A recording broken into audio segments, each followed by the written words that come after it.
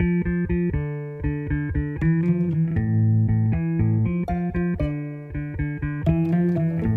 to prevent some of the issues that have come up with CPRIT from happening with this water infrastructure bank? What are you hoping to do on the ground floor, setting it up so that similar things don't happen? Well, since both of them are eager to talk, I'll go. On this, number one, jokingly, but in all seriousness, I think the two are really different in nature. And they're different in nature because when we talk about cancer research, which is a very noble effort and we can make some significant advances, that automatically means that those dollars are matched with someone else, and a lot of times from the private sector. And the people that are the experts are the ones that are kind of doing the research. Where here, you may have an oversight of people that are in the business or in the delivery system, whether it's cities or river authorities or whomever may be, engineering. I don't know, envision who would be appointed to a board, but I think water is fundamentally different than cancer research, and the two. So I think that there can be a question, but say with the Cancer Research Fund, we're going to solve those problems, and we've already moved to solve those problems. They shouldn't have occurred. They have occurred, but we're going to make sure the right people are there, so therefore we don't have those conflicts of interest.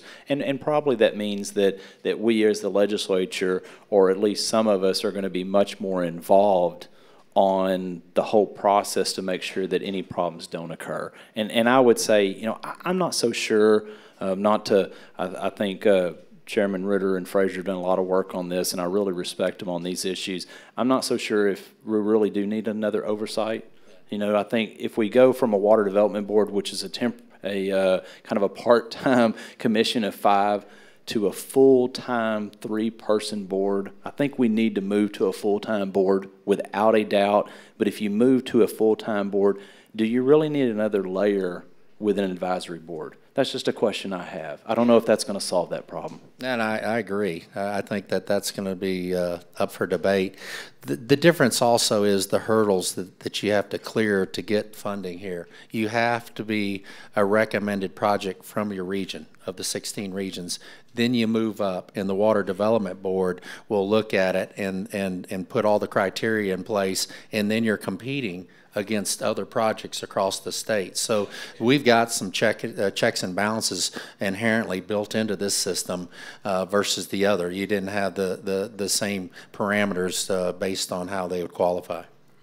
It's very difficult to evaluate a cancer research project. I can't very intelligently discuss that with a whole lot of people because I don't know much about what they're trying to research or what they're trying to develop.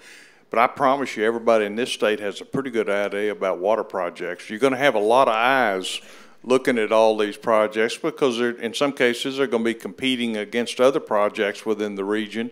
And so I think there's going to be a lot more accountability. I agree with the senator. I don't think we need a whole new advisory board that's involved in the decision making. I think the legislature can take more time to set up the boundaries of this program than basically we had to set up the Cancer Research Board. That was, we passed it, the voters passed it, and then we had to come in and set it up in a pretty hurried up fashion. So we're going to take a look at that. We're going to fix the cancer research, but I don't think we have the same concern issues of oversight that we had with that. And if I could just add real quick, at least in the history of the Water Development Board, if you look at the funds that we have over there and the dollars of the different pots of money, the revolving types of funds, they've been a tremendous bang for the taxpayers of the state of Texas. Significant.